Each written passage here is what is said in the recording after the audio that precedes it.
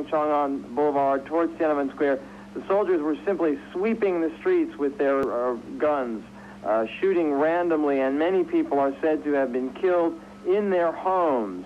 We have reports, for example, of a Beijing radio reporter, a young 23-year-old woman who was just about to be married, was shot dead while watching events from her office window. Also, the 5-year-old son of a journalist from the Beijing People's Broadcasting Station.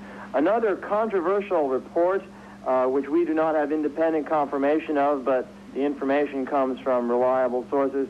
The Army reportedly collecting bodies of those who had died en route and taking them to the Baobaoshan Cemetery on the outskirts of Beijing for cremation, apparently to keep the body count low. We do not have independent confirmation of that, but that report is widely believed by many people here and is indicative, I think, of the kind of anger and suspicion and hatred towards the armed forces that this attack has created among many, many people here in Beijing. Mike, at this hour, there are still many parts of the city where there are barricades, crowds of people in the streets. It's ironic, in a sense, that the military, having taken over Tiananmen Square, and their control there is unquestioned at this point. There are thousands of troops and tanks. The students are out of the square. It's back in the hands of the armed forces. But the rest of the city is not at all in the hands. And they used them as roadblocks, but the roadblocks were no match for, at least I saw, more than 60 tanks and more than 50 or 75 armored personnel carriers. Throughout the night, they pulled anything they could get their hands on, tried to block the streets. They ripped out bars that were set in concrete with their bare hands, chanting and pulling and tugging with all their might to try to find some way to stop the troops from coming in.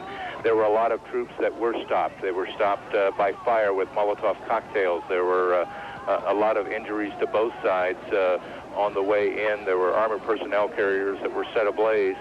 And they tried to do it with words. They tried negotiations at the last minute, trying to get the troops not to come in to Tiananmen Square, that they were going to leave at daybreak this morning. But the words evidently were not heard, were not even listened to, and they made their push and they made their march with brutal force into the square.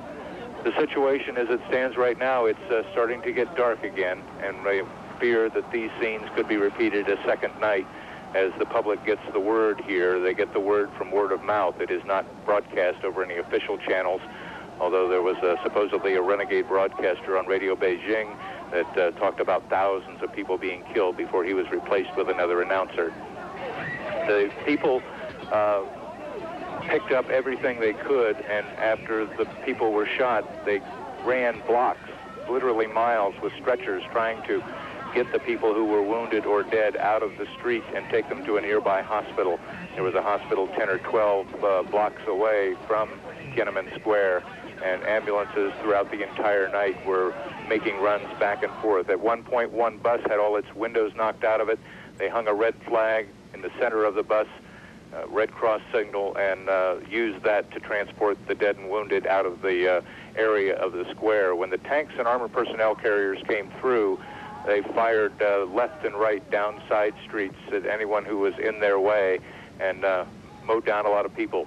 In the middle of the day in Beijing, even after daylight had finally come, you can see here the bus driver was taken out by troops.